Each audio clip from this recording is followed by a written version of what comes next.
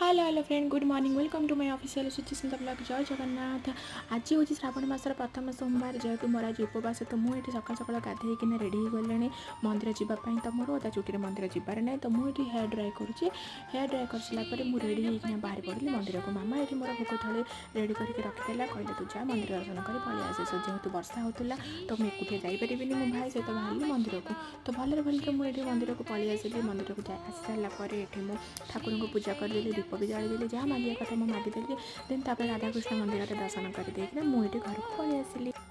घर को आसी सारापर मुझे गरम पानी बनईदेली कहीं सकाल सकाल मुझे मुंड धोईकिना गाधे पकईली तो मुझे मोर गरम पानी वाटर बोतल भर्ती करदेली। आपण मैंने जानते मुझे कौन कर ना सो मु मोर जगार नहीं थोदेली जेहेतु सकाल सकाल मुझे ब्रेकफास्ट कर मामा ये लसी बनाऊला मुझे निहत भाव लसी रेसिपी सेयार करी आ मोर आज दिनटा केमती एमती ही सोमवार मॉर्निंगटा किसी एमती थी तो आपण मैंने भी